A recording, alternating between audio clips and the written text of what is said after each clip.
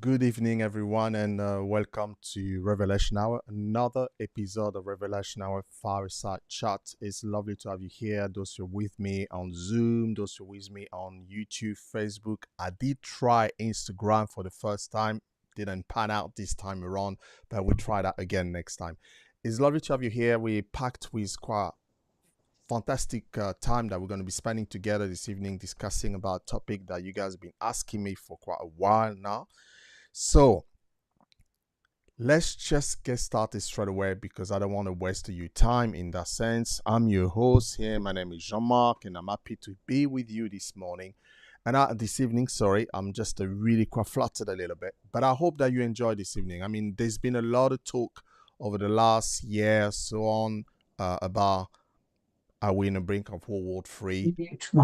Anything else? We don't know yet. But I'm sure that the guest that we're going to be speaking to this evening will be able to give us enough information for us to go along with it. But before we do that, I just want to play a very short video and then I will introduce our guest for the evening. Let's watch this together.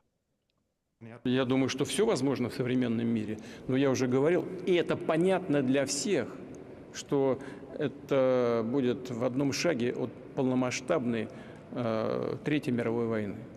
Думаю, что в этом вряд ли кто-нибудь заинтересован. Что касается позиции президента Франции, то там уже есть какие-то поправки, в том смысле, что этот контингент будет выполнять второстепенные функции, должен будет заниматься подготовкой военных кадров на Украине, разъяснением, как пользоваться западной техникой, ну и некоторые другие функции подобного рода. Сегодня это мало чем отличается от того, что делают наемники. А потом вооруженные, военнослужащие стран НАТО там присутствуют, мы же знаем. Мы слышим и французскую речь, там, и английскую речь. Ничего хорошего в этом нет, прежде всего для них, потому что они погибают.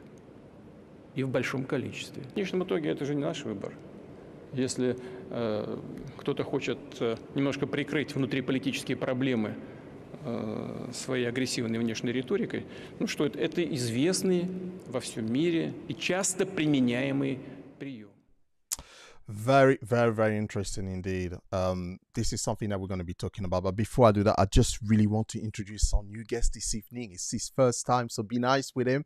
And as I mentioned again, if you have any question, please write it on the chat, whether you're on a Zoom, if you're on Facebook, if you're on YouTube, just write it on the chat and we will try to answer your question.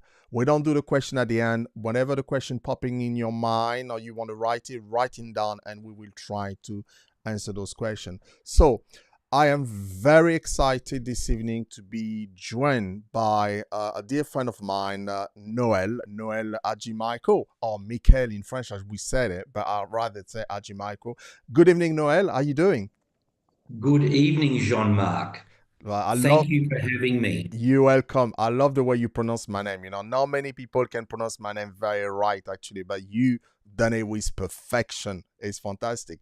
Listen, for our listener here on Zoom, on Facebook, YouTube, tell us a little bit about yourself and maybe just introduce how we met together, which is quite interesting the way we actually met in that sense. Of course. Thank you very much. I am an British person who has an Australian background, so I don't sound like the BBC London always. I am based in London. I am the founder and the chair of a defense and security talk tank. We do no individual research, but we bring people together from across London, from across the United Kingdom, and more than 30 countries. And our focus is today and the future: defense, security, science, intelligence, cyber, AI, geopolitics. This is fun. Go on, Noel. Keep talking. I was going to say, keep saying. I was going to say that I went to one of the many fantastic events that are held around London. London is a place where everyone comes together for conversations. And Jean-Marc, you were at the Royal United Services Institute doing your speciality with technology and media, and I was impressed. I was so impressed that when my organization received the support of NATO several years ago to do a conference on fake news and disinformation and the behavior of Russia in particular, I trusted you and your team to make it happen for me and for many of the young people involved. So thank you so much. You are more than welcome. It's quite interesting because we actually I mean, many people have been asking me these questions since I think the last couple of years, and they've been very concerned, first of all, about the war in Ukraine, between Ukraine and Russia, and also the other conflict that has been taking over the world as well. And they keep coming with the same type of question, which I'm gonna send out to you straight away. And I think for people that be maybe using these sentences to be able to promote whatever they wanted to promote. But the reality is tonight we want to try to understand, at what stage we are. So the question that people have been asking me is, are we on the brink of World War III? Well, thank you for that question. The worst thing I could do is to say yes or no. The better thing I could do is to remind you that many clever people and many people with insight, journalists, war reporters like Lynn O'Donnell, who wrote in The European just a few weeks ago that we are with 58 conflicts around the world. 58. Ukraine, Gaza, Myanmar, Sudan, all of the French-speaking Africa, but political violence in Mexico, political violence in Brazil, and of course, China's behavior in the South China Sea. It is not the war of my father's generation, 1939-45. This is more like the time of between 36 and 39, where people are positioning themselves, people are trialing out weapons, and we are preparing, I believe, for a time when we have major conflict, which people would probably call a world war. So we are not necessarily on the absolute brink of a world war. We are in the process of a new way to go about war. This is quite very interesting because I think it was yesterday I was reading an article that Russia attacked some helicopter in Germany. I don't know whether you read that on the news as well. Yes, I did. What's your take on it? Anyone who has worn a uniform, anyone who has given advice to politicians will never believe that there is one truth. There is great ability for mistakes. There is great ability for misunderstanding or miscalculation. We had a helicopter from the German Defense Forces operating in the Baltic, doing something within international law, no different to the ships that go up the Taiwan Straits, like the German frigate, like the Australian frigates, like the Americans from the US Navy, and the Royal Navy from Britain. The response by the Russian ship, from all of the reports I've seen, was strong, but also reckless. We are in a propaganda environment, and people are positioning themselves so that one side is good and one side is bad. Both sides make mistakes, but in the end, we have to ask the question, why is this happening? And this is happening because we have had several consistent years of war and bloodshed, and we have had this growing competition between democracies, free countries and free people, and authoritarian regimes. North Korea, People's Republic of China, Russia, countries that do not have our values in Europe, do not have our values in North America, Japan, South Korea, India, the largest democracy on earth.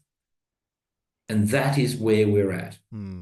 You mentioned something quite interesting, some statistic here early on in our conversation when you spoke about 58 conflict in the world, and maybe the idea of saying that what we are experiencing is not going to be something that our father or grandfather experienced in the First World War and the Second World War, but a series of conflict all over the world that could potentially culminate in something different in essence. Do you also see alliances in those conflicts? I mean, we spoke about Russia, which you seem to have quite strong tie now with China and potentially North Korea as well, for example. Yes. And well, there is no potential about North Korea. There are reports, valid reports, of more than 12,000 North Korean soldiers. North Korean soldiers have died in Ukraine. North Korean soldiers have been taken prisoner. Wow. Some North Korean soldiers have tried to commit suicide as prisoners because they're scared that their families will be executed because they have failed. We have Russia buying munitions from China, and we have Russia selling its oil against the sanctions that the West and America has put. But what I'm most interested in is that the rest of the world, when you look at the map of the world, there is competition across Africa with violence, with corruption, and with trying to control minerals and resources. There is competition in South America. This is the most dangerous time in my life. I joined the Royal Australian Navy in 1979, the other century, and it was the Cold War. But that was a time, they were men and some women who on both sides had been in big wars, and they were adults in the room.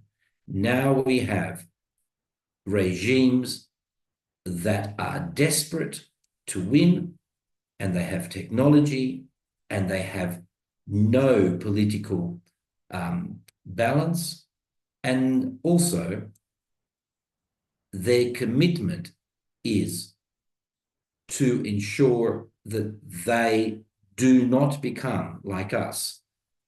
With all of our problems in democracies, with all of the unfairness and inequalities, our societies have more freedom, have more faith, have more opportunity, and we have more of a shared future.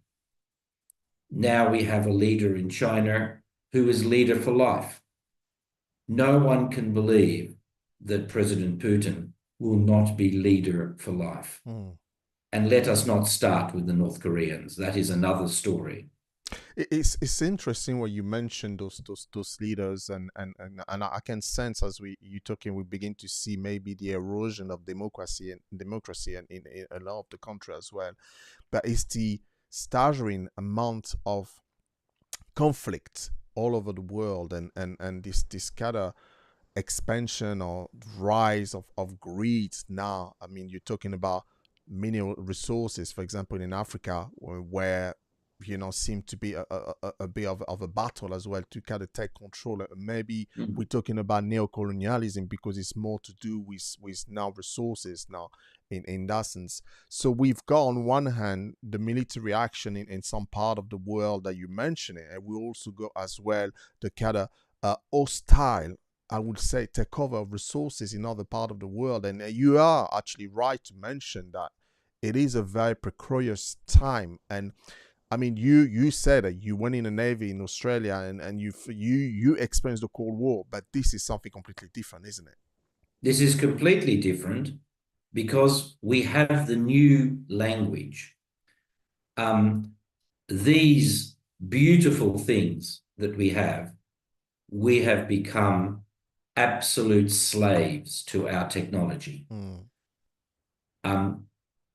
It is so easy because of our reliance on technology to be vulnerable.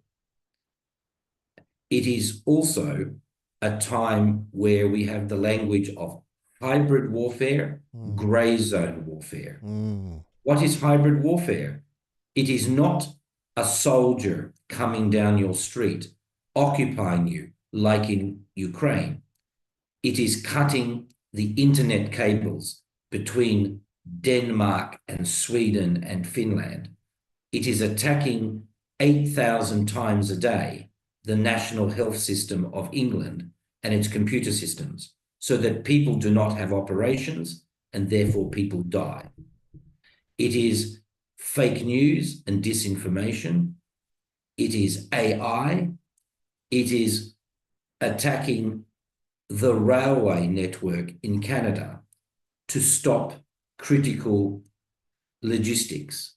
We saw in the pandemic that we realized who were the heroes of our societies, not just the doctors and the nurses and police officers and fire officers. We saw the men and women who were farmers, the men and women who are in the transport industry, in the shipping industry. We had 75, 80% of all containers in the world stuck in China. We had to find mechanisms to feed everyone, to control, and to manage in the pandemic. This is not a war coming that is just the traditional misery, violence, rape, and abduction that we've seen in places across the world. It is also undermining your water supply, your electricity, your internet, and also making people feel frightened and scared. The Swedish government has put out a book. The Norwegian government, the Finnish government, the Danish government are preparing their people. If they are attacked, they must survive for 1 week or 10 days before anyone comes to help them. Wow. No Red Cross, no local government, no police. You have to have enough food, you have to have enough water, you have to have enough confidence. This is incredible. This is really interesting what you're talking to us, and it's quite interesting. As I was thinking about all this as well, there was a couple of questions that I was going to ask you, but I wanna go through a question that we hear here that's been just sent on Zoom here, and I'm just gonna put on the screen. And the question is, does England have anything in place like that, like you mentioned, in places like Finland and other part of the world? Well, I am very lucky that I am a civilian. I am very lucky that I am a very, very, very little politician. So the good news is I don't know everything, because with too much information, you can get worried.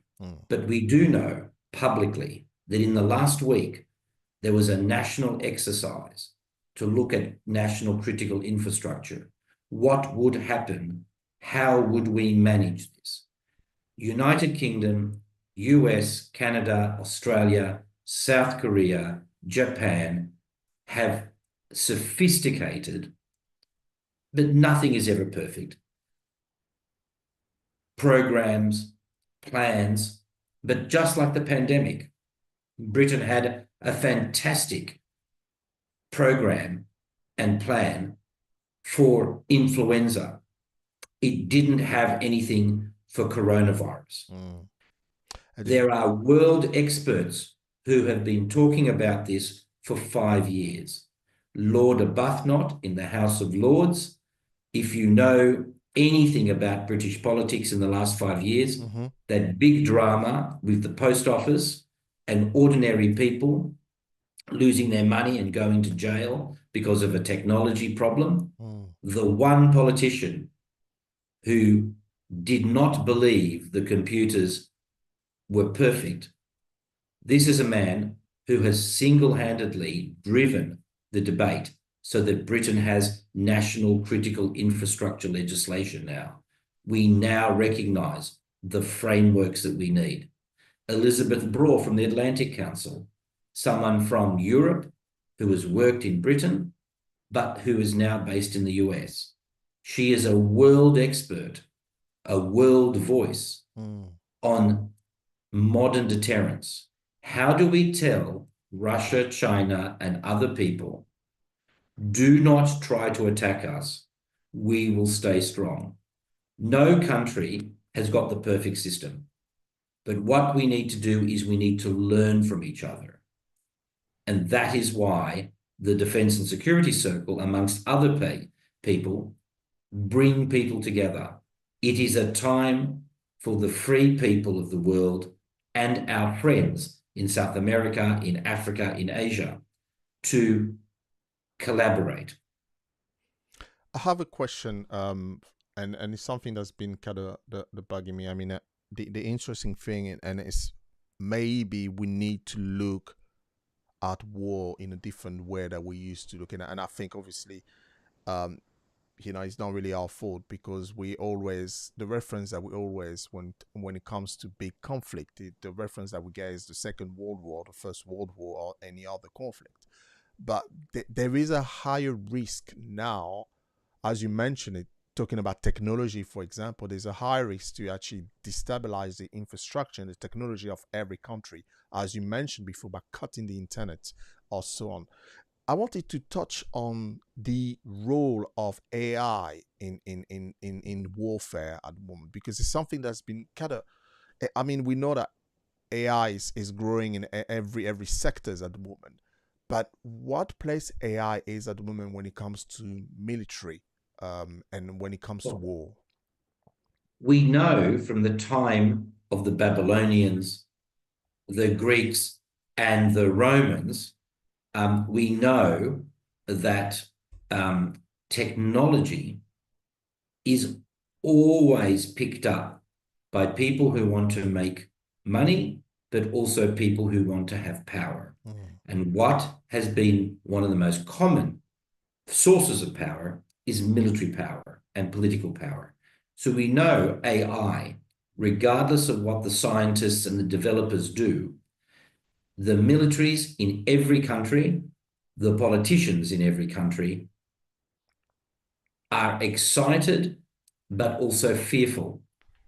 AI means that more things are done by robots, more things are done by algorithms, more things are done without people. If, I am old enough, Jean-Marc, you are far too young, but I'm old enough to remember when the first Arnold Schwarzenegger movies with Terminator came out. I remember that, yeah. And you think of the warfare of drones and robots then shown by Hollywood. Isn't the drone warfare in Ukraine and the drone warfare in Sudan and the drone warfare in the skies of Yemen no different? We have incursions in Taiwanese airspace hundreds of times a month. We have visitors from Russia who just come to visit very close to Britain. As they say, maybe they got lost, maybe they're just going for a little bit of a joyride in their aircraft to see how fast we have hypersonic missiles that make the missiles of 10 years ago look like firecrackers. So we have these incredible technological improvements, but with the improvements come the question, are there more risks? Who controls? And if NATO, if the West, if the democracies insist that individuals have the final say, and the authoritarian countries choose to have the computers have the final say, that may finish up to be not an equal fight. That's quite interesting. I want to invite other people here online, whether you're on YouTube, Facebook, or even on Zoom here with us, to just to really, if you have any question, please feel free to put it on the chat here. We'll be trying to read them out as we go along. I have a question. I have another question that just really pertinent my mind at the moment, and is to do with NATO and the situation with Ukraine wanting to enter NATO, and Putin is basically mentioning, if Ukraine were to enter NATO, this is war. What's your take on it?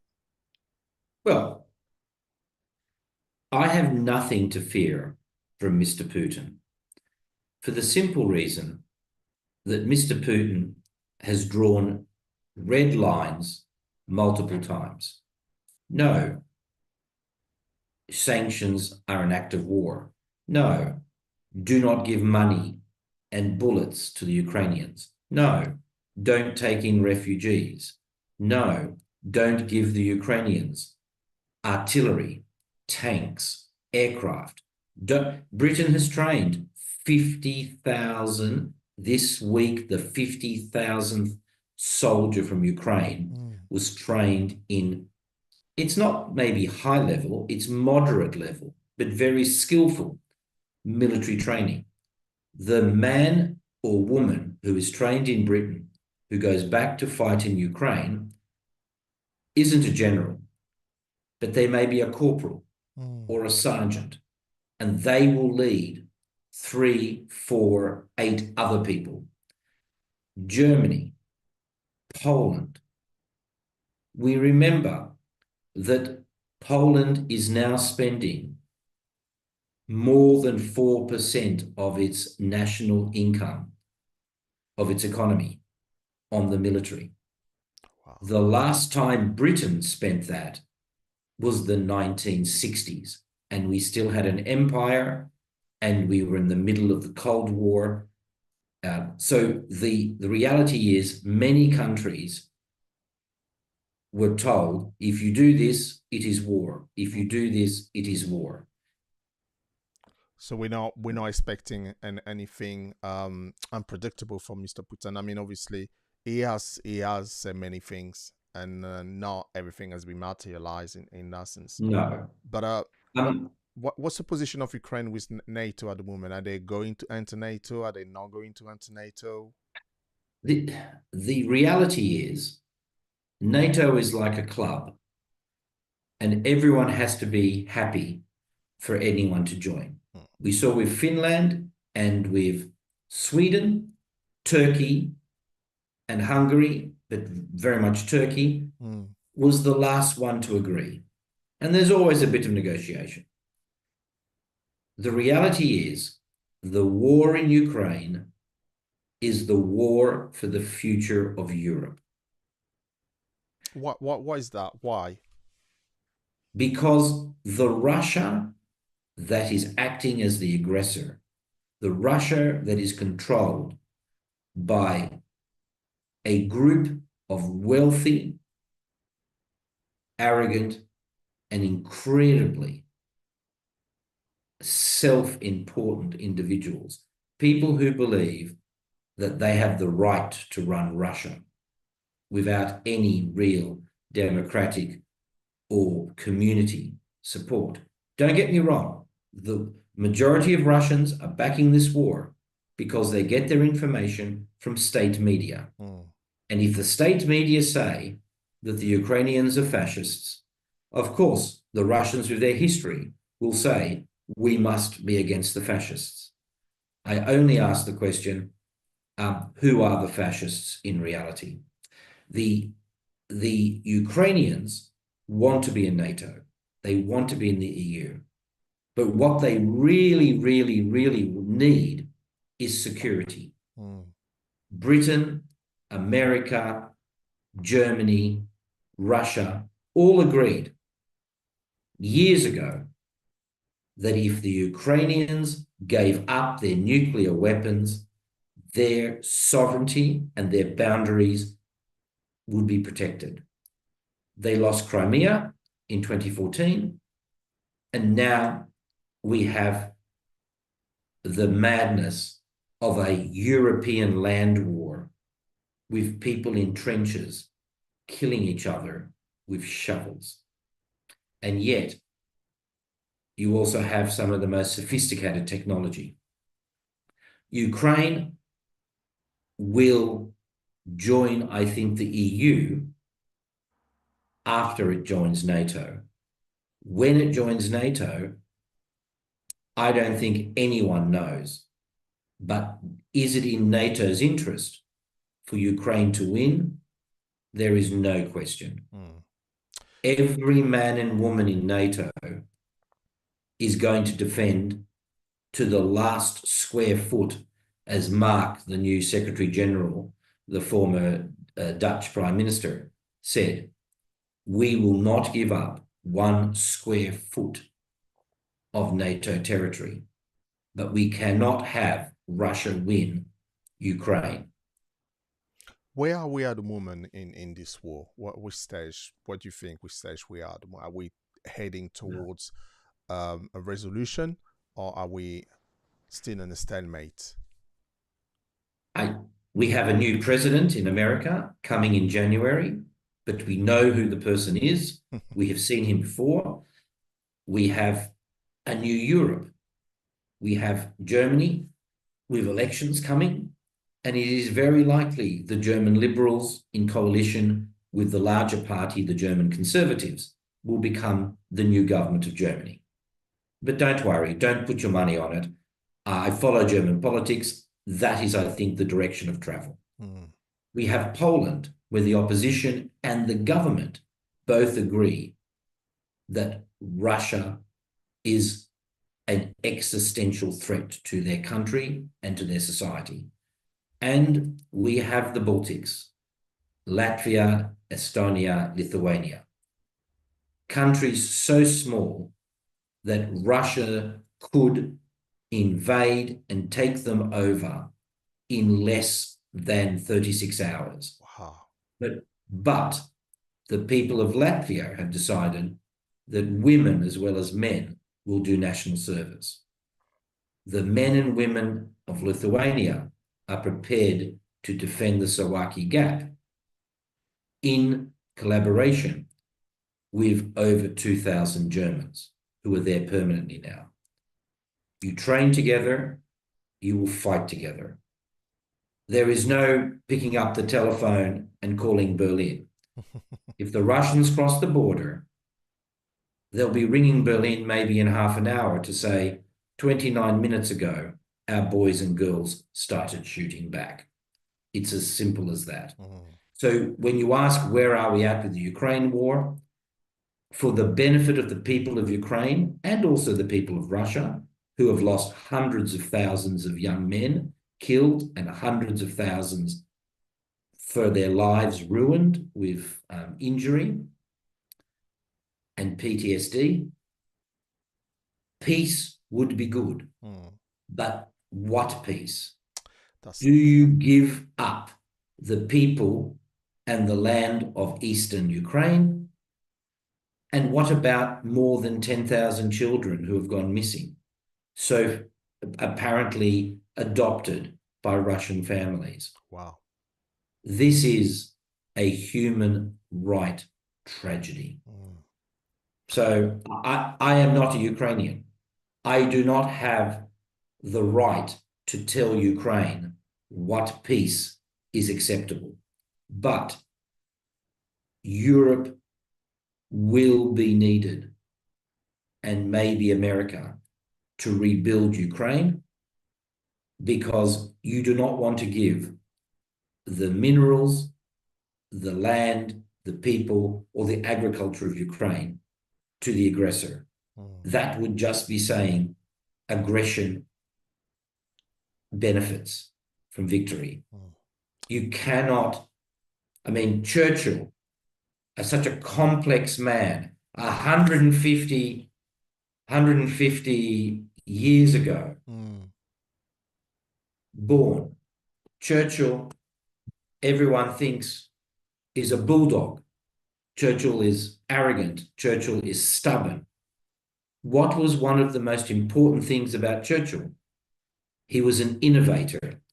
He was an improviser. He did not accept that today was the same as yesterday. He was mesmerized by technology. He was the one who pushed for us to have tanks and for us to have aircraft in the war, in the First World War. He fought in the trenches as a battalion commander, as an older man, when he was disgraced in politics. He left politics officially in position. He kept his seat in Parliament. He went and fought. He was a brave man, but he was a clever man. The Churchill of 1940 was somebody who understood that Britain would win by harnessing everyone on the team. If anyone has ever been to Britain, to Bletchley, where they broke the German communication codes, the signal, you look at that story, 8,000 plus women, more than 2,000 men, civilians, academics, refugees, Christians, Jews, Muslims, left-wing communists, right-wing people, people like me who are in the middle. Everyone was on the team to defeat fascism and to protect Britain.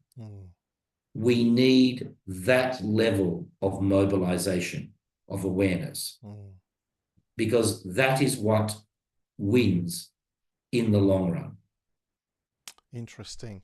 I have one more question. I think everybody is very mesmerized by this chat and don't have too many questions. But if you have any question, please feel free to send it to the chat. We still have another 15 minutes to go in that sense.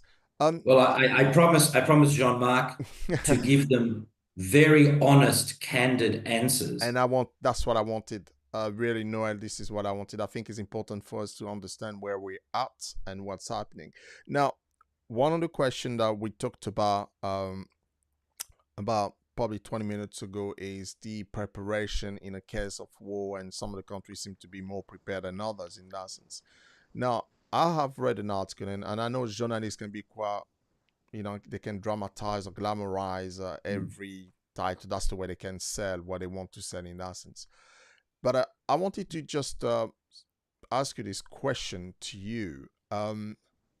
Is there any nuclear threats? And that is really a question that some people have been kind of asking. Is there a threat there? We live in a time where there is nuclear energy, nuclear weapons, nuclear pollution. We all remember Fukushima in Japan. We all remember 3 Mile Island. Many of us had parents who saw the devastation of Hiroshima and Nagasaki. The reality is, it is a combination: chemical warfare, biological warfare, nuclear warfare. Russian troops outside of the large nuclear power plant in, I believe, central northern Ukraine, dug trenches and found themselves incredibly impacted and infected with radiation fallout. the reality is nuclear exchange is always possible. But the greatest threat is probably chemical and biological, because nuclear weapons would be the destruction of our society and our planet. But chemical and biological weapons can destroy 1,000 people, 10,000 people, 1,000,000 people. We have to just recognize that there are unstable regimes with nuclear weapons, and there are unstable people in charge of some of the arsenals. Are we prepared in England in a case something like that happen? Are we ready or prepared? The easy answer is you can never be prepared. In the 1950s, Americans told children to go underneath their desk. People built bomb shelters in concrete in the 1960s and 70s. Look at what happened in Ukraine at the very beginning, the first couple of days. Did Russia use a nuclear weapon in Kyiv? No. It sent assassins to kill government, not to capture government, but to kill government and kill key people. And because of good intelligence and aggression and courage, Ukrainians were able to neutralize, which is, of course, a very politically nuanced word, the assassins. We have had Russia use Novichok. All the evidence points to that in Salisbury. Killing 1 or 2 people is not the issue. Endangering 800 or 8,000 people is the issue. We have to recognize that we live in dangerous times now, because the people on the other side of the table are more desperate, and they are more like Tony Soprano and less like the men and women who won the Great Patriotic War in 1941 to 1945. That is the sad reality. Thank you very much for that. I just want to ask a listener here that just here on Zoom and even on YouTube. I can see quite a few on YouTube and Facebook as well. Please, if you have any question, we coming up to the end of our fireside chat here. But if you have any question that you want to ask Noel, please feel free to do so in relation to what we discuss in that sense. Well, John Mark, I'm going to maybe make a suggestion to you, because you've done such a good job so far. I will give your listeners, the people viewing, maybe 5 tips or 5 ideas. Go for it. What can they do for now and into early 2025? The first thing is to realize that they are at heart in charge of their own future. They have to have knowledge. They have to have a radio that you can wind up rather than rely on a battery or electricity. You have to decide water, food, essential medical supplies. Nothing, not like those crazy Americans from the movies where they think they're going to live somewhere for 5 years until, something happens. But what do you need for the first 10 days or the first 40 days of things being more than just difficult, much worse than the pandemic? That's the first thing you have to ask yourself as a person and as a family. The second question is, what can you do to help? Community, working together. We showed that in the pandemic. Do you have any skills? Do you know first aid? Do you know the woman in the flat next door who's by herself with her cats? Do you know the old man and his wife at church or at synagogue or at mosque? Who will look after them? Reach out to them. Follow what's happening, but don't get too worried, because individual people are like swimming in the ocean. The ocean is big and the ocean is deep. You have to stay afloat. Maybe the fourth thing for younger people is, if you're at high school or university or college or working, what can you do? You are fit, or you get fit. You think how you can contribute. I am so proud that some of the young people in my organization have gone from interesting jobs to jobs of meaningfulness. They have gone into work for government, for the military, for the health, for the media. They have chosen to do better things because this is their time. And maybe the last point is, if you think that this is irrelevant or this is scaremongering, all I can say is, think about what is better. Is it better to be a little bit more prepared and a little bit more cautious than to be in difficulty because older generations of my family and your grandparents, they saw what total war is. The people of Yemen, the people of Sudan, the people in West Africa, the people all over the world who have seen conflict have seen how ugly it is. War is the ugliest thing, and no one in uniform would wish war for anyone.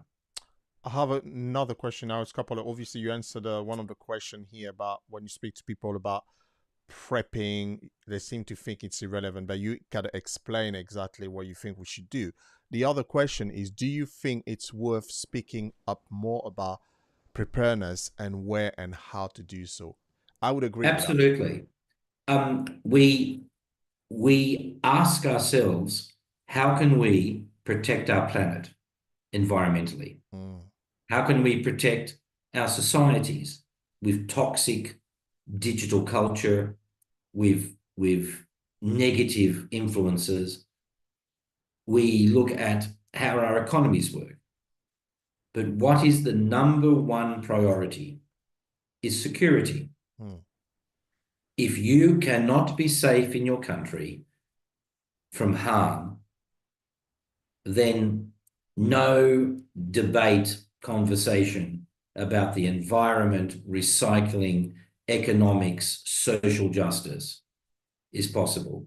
Some of the greatest social justice progressive achievements have come because men and women together of different backgrounds, of different heritage, have come together, and through that experience, they have realized that they can be better, but you need peace, you need stability to have progress. You must win any war that comes before you can actually enjoy the peace. Very good. Another question here. Can you give advice about organization where we can obtain more information? Well, you can find information from think tanks and intellectual places like the Atlantic Council, the Defense and Security Circle, many places. But the more practical areas is look and see what your government in your own country says. Go on the internet, look at the Swedish government. Everything's in English.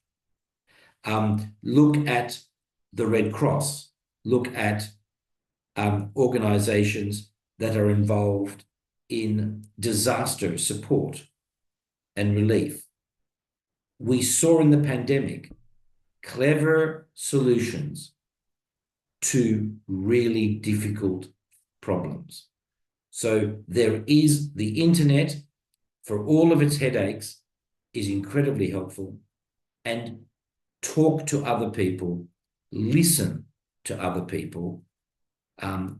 There is a bigger understanding out in community. Noel, thank you so much. We're coming up to the end of our show here, Of course. and it's been a pleasure really, and a high opening into this element of where we are in terms of world. The fact that you really talk to us about the way we are seeing world maybe from the 1940s is very different from what is going to happen. The importance of preparation and finding out.